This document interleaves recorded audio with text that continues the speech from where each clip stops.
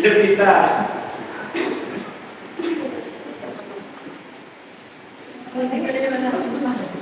Assalamualaikum warahmatullahi wabarakatuh.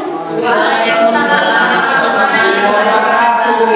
Selamat pagi, salam sejahtera untuk kita semua. Puji syukur marilah kita ucapkan terima kasih atas kehadiran Tuhan Yang Maha Esa, yang mana berkenan-Nya kita telah dapat berkumpul di ruangan ini.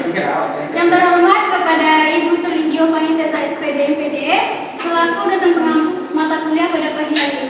Dan seterusnya kepada teman-teman yang saya sayangi.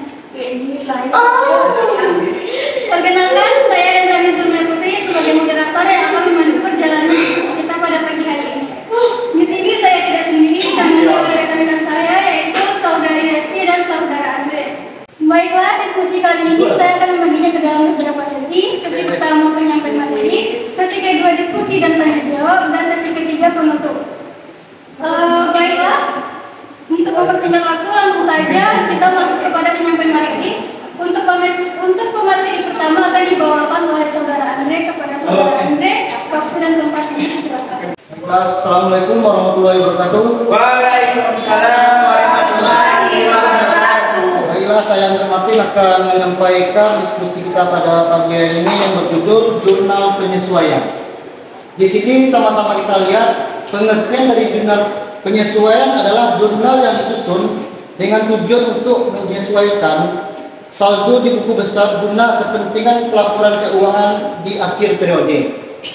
Jurnal penyesuaian mempunyai beberapa faktor yang mendasari yang harus dilakukan penyusunan jurnal penyesuaian. Yang pertama, adanya transaksi yang sudah terjadi tetapi belum tercatat. Yang kedua, transaksi sudah tercatat tetapi penulisan saldo pengeluaran belum disesuaikan dengan saldo perkiraan. Tujuan penyesuaian jurnal penyesuaian adalah untuk memberikan gambaran secara penyeluruhan tentang pendapatan dan pengeluaran perusahaan di pelapor keuangan di akhir periode. Selain itu, tujuan jurnal penyesuaian lainnya adalah yang pertama, menyeleksi berbagai akun yang tadinya masih bercampur sehingga nantinya terpilih menjadi akun real dan akun nominal. Dengan begitu, nantinya akun real jenis utang dan aktiva dalam neraca bisa menunjukkan jumlah pasti. Yang kedua, memberikan gambaran secara keseluruhan mengenai pendapatan di berbagai akun nominal di akhir periode. Jadi, gambar yang terkait di jumlah beban serta jumlah pendapatan akan tampil secara valid. Yang ketiga, minimasi potensi dan kesalahan karena adanya pos antisipasi.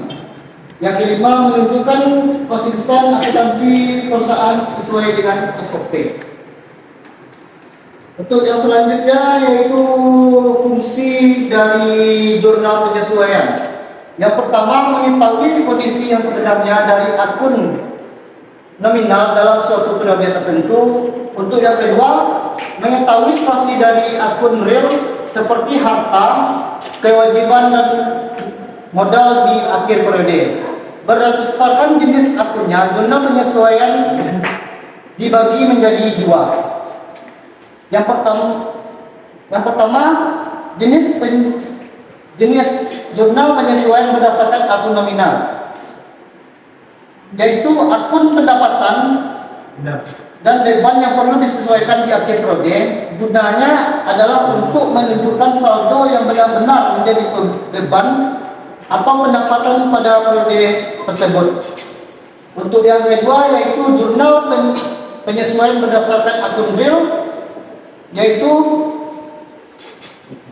penyesuaian berdasarkan akun real terdiri dari akun kewajiban dan akun aset. Beberapa contoh yang kita lihat yaitu transaksi yang termasuk di dalam akun kewajiban adalah utang, bunga, dan gaji. Sementara contohnya transaksi yang masuk ke dalam akun aset adalah depresiasi dulu serta peralatan.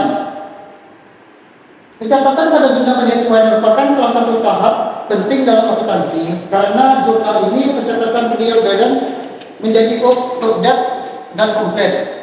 Pegiat J 2019 mengungkapkan bahwa adanya pencatatan tidak komplit dimungkinkan bahwa ini adalah berikut. Yang pertama, suatu akun tersebut tidak tercatat dalam harian karena tidak akan efisiensi jika dicatat demikian. Misalkan yaitu adalah pencatatan bertambah dan berkurangnya produk pada inventory dan pemerolehan gaji karyawan. Untuk yang kedua, sebagian besar yang dimiliki perusahaan habis dengan berlalunya waktu, misalkan sewa bangunan dan asuransi. Untuk yang ketiga, perusahaan mungkin memiliki barang yang belum dicatat, misalnya adanya tagihan layanan yang tidak dapat diterima sampai periode pencatatan berikutnya.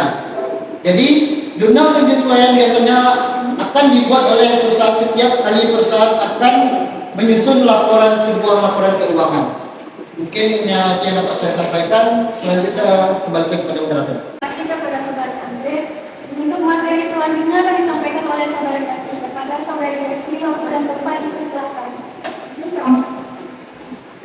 Baiklah, saya akan lanjutkan pembacaan materi bagian B. Akun yang harus disesuaikan. Akun yang biasanya memerlukan penyesuaian antara lain: 1. Perlengkapan. Perlengkapan adalah akun yang termasuk golongan aktiva atau harta atau dapat juga disebut aset.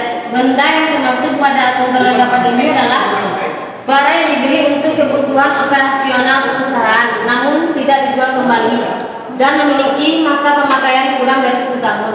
Yang kedua, beban yang masih harus dibayar. Disebut juga utang beban. Merupakan biaya yang sudah terjadi tetapi sampai akhir periode belum dibayar dan belum dicatat dalam akun yang bersangkutan. Yang ketiga, pendapatan yang masih harus diterima adalah pendapatan yang seharusnya dibayarkan oleh wajib bayar namun belum diterima pembayarannya. Yang keempat, penyusutan aktiva tetap. Penyusutan aktiva tetap adalah alokasi jumlah suatu aktiva yang dapat disusutkan sepanjang masa manfaat yang diestimasi. Yang kelima, beban dibayar di muka adalah sebagai beban yang dibayar secara tunai dan dicatat sebagai aktiva sebelum digunakan atau dikonsumsi. Yang keenam, pendapatan diterima di muka. Dicatat dalam akun pendapatan disebut menggunakan pendekatan laba rugi atau pendapatan, tetapi kadang-kadang pendapatan yang diterima untuk lebih dari satu periode dicatat dalam akun pendapatan yang diterima di muka, yang disebut pendekatan neraca atau utang. Yang ketujuh, piutang tak tertagih. Piutang yang terjadi tidak selamanya dapat ditagih dengan mulus. Kadang-kadang ada debitur yang tidak membayar utangnya karena memang usahanya sedang bangkrut atau karena hal lainnya. Yang terakhir, persediaan barang dagang. Persediaan barang dagang adalah barang dagang yang masih tersedia atau tidak terjual sampai dengan akhir periode akuntansi. Baiklah, hanya itu materi dari kelompok kami. Saya kembalikan kepada moderator. Terima kasih kepada Saudara Kasih yang telah menghormati. Untuk sesi selanjutnya kita masuk kepada sesi tanya jawab. Kepada teman-teman yang masih kurang paham atau ingin bertanya dipersilakan.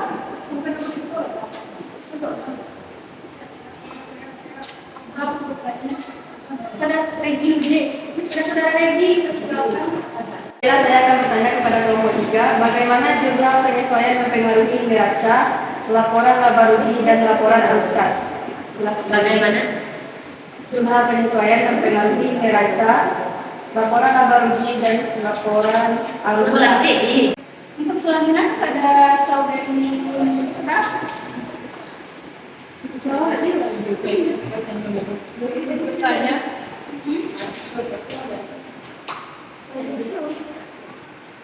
bagaimana sikap pemilik perusahaan atau pemberi hutang jika kadang-kadang Bagaimana sikap pemilik perusahaan atau pemberi hutang jika kadang-kadang ada debitur yang tidak membayar hutangnya karena memang usahanya sedang bangkrut atau karena hal lainnya? Bagaimana sikap pemilik perusahaan atau pemberi hutang? Pemberi hutang jika kadang-kadang ada debitur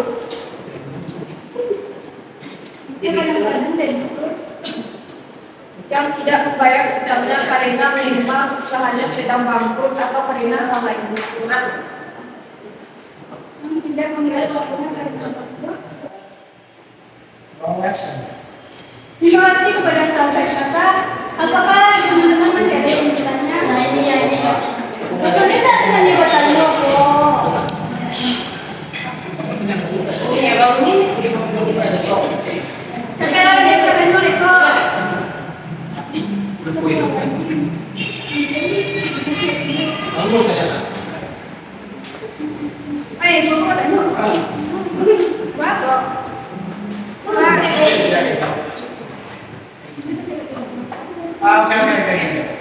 Baiklah, saya Stevi Dasitoyo akan bertanya kepada kelompok yang baru saja menyampaikan materinya.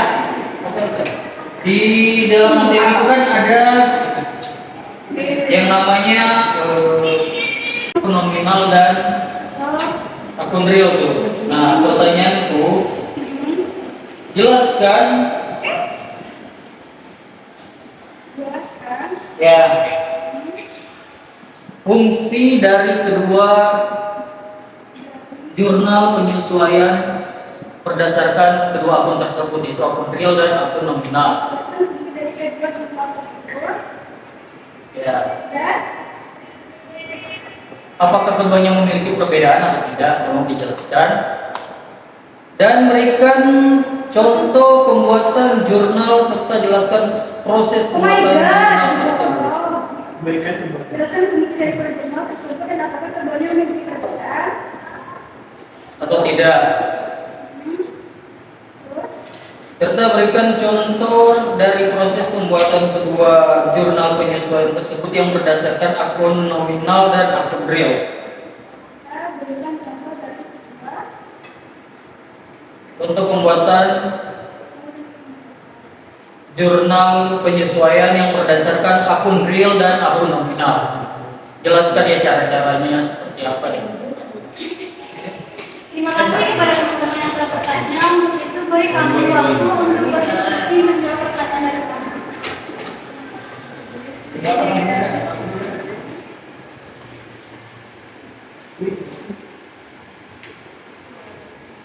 Baiklah, terima kasih atas waktu yang diberikan. Saat ini kami akan mencoba menjawab satu persatu pertanyaan dari teman-teman semua. Untuk itu pertanyaan dari saudari Regi akan dijawab oleh saudari Kesti. Saudari Kesti. Baiklah, saya akan menjawab pertanyaan dari Regi. Bagaimana jurnal penyesuaian mempengaruhi neraca laporan laba rugi atau laporan arus kas? Jurnal penyesuaian mempengaruhi ketiga laporan keuangan utama, satu neraca, dua laporan laba rugi, dan yang ketiga laporan arus kas. Saya akan menjelaskan satu persatu. Yang pertama, neraca. Neraca terdiri dari dua akun. Satu akun real. Akun real yaitu penyesuaian seperti penyusutan dapat mengurangi nilai aset. Sedangkan penyesuaian terhadap kewajiban dapat mempengaruhi jumlah hutang. Yang kedua, akun nominal. Akun nominal ini yaitu jika terdapat pendapatan atau beban yang belum tercatat, penyesuaian akan mencerminkan perubahan ini neraca. Bagian yang kedua, laporan laba rugi. Bagian yang pertama tadi neraca, bagian yang kedua laporan laba rugi. Laporan laba rugi adalah akun pendapatan dan beban. Jurnal penyesuaian memastikan pencatatan pendapatan dan beban yang akurat selama periode tersebut. Ini mempengaruhi laba bersih yang dilaporkan. Yang terakhir, yang ketiga, laporan arus kas. Laporan arus kas ini ada juga akun real dan nominalnya. Penyesuaian yang terkait dengan aliran kas seperti beban yang sudah dibayar di muka atau pendapatan yang diterima di muka dapat mempengaruhi laporan arus kas dengan menyesuaikan arus kas dari aktivitas operasional.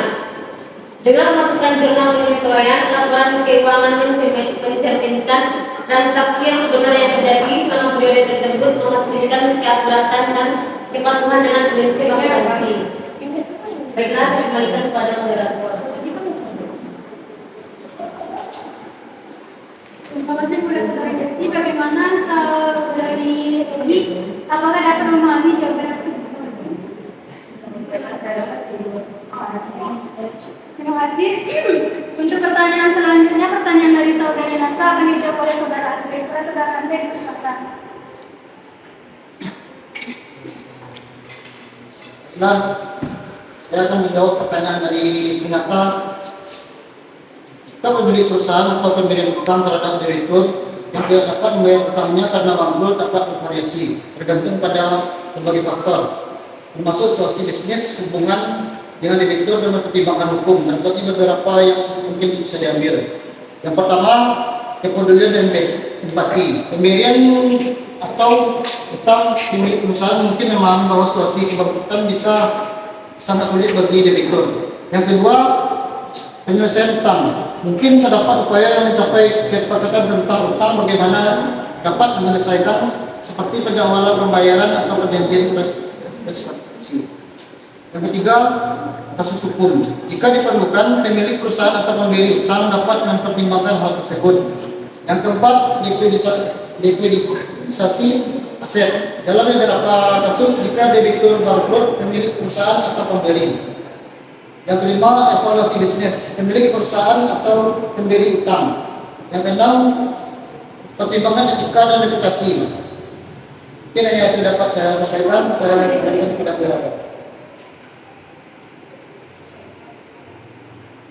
Terima kasih kepada saudara saya, saudara Andre. Apakah saudari Nathan atau berkemanggil untuk berbuka? Baik, terima kasih. Terima kasih. Untuk pertanyaan dari saudari Resti, baiklah, untuk pertanyaan selanjutnya, pertanyaan dari saudara Strepi. Saya akan mencoba untuk menjawabnya.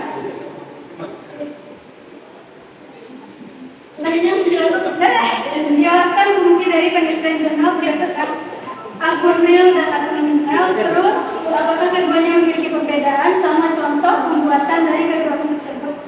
Ya kan? Untuk fungsi adapun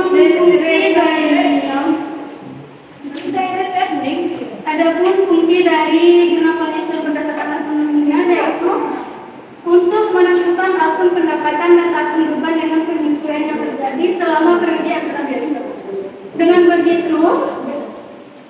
begitu, akun nominal tersebut akan memiliki nilai yang up-to-date. Selain itu, jurnal penyesuaian berdasarkan nominal juga digunakan untuk menyesuaikan pencatatan akun perlengkapan yang memiliki masa habis pakai dan menghitung penyusutan atau depresiasi nilai dari akun tetap yang terjadi selama periode berjalan.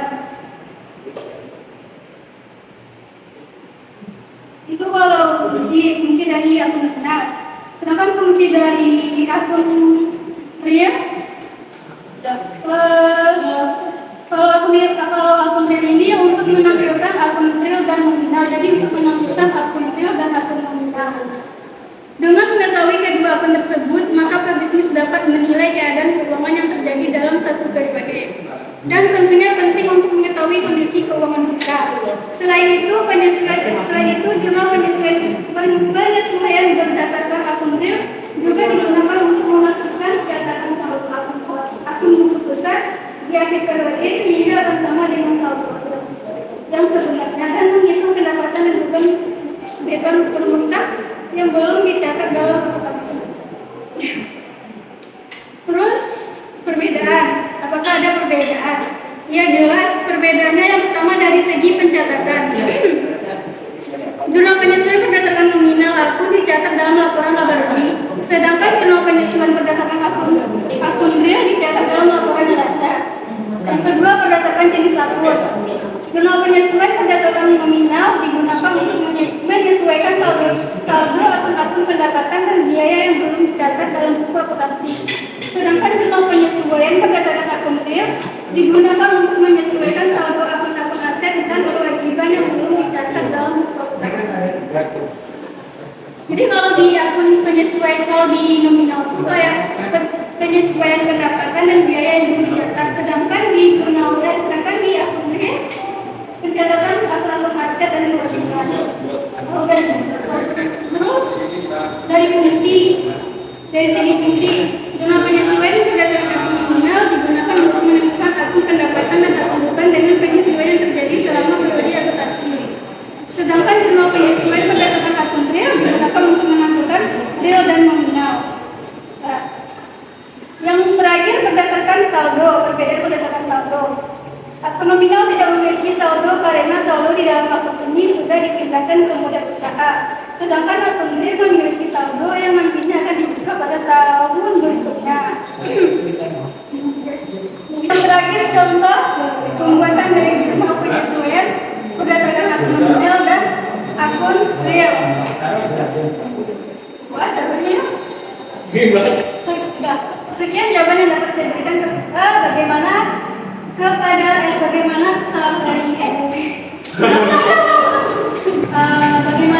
bagaimana saudara Freddy yang akan memahami.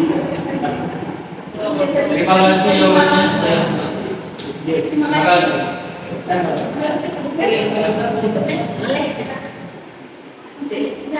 Baiklah, terjawabnya pertanyaan dari teman-teman semua, maka mereka juga presentasi kita pada pagi hari ini.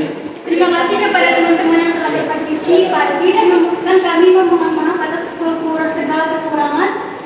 Untuk presentasi kali ini saya tutup dengan wabillahi taufiq wal hidayah. Wassalamualaikum warahmatullahi wabarakatuh. Waalaikumsalam warahmatullahi wabarakatuh. Terima kasih. Ya.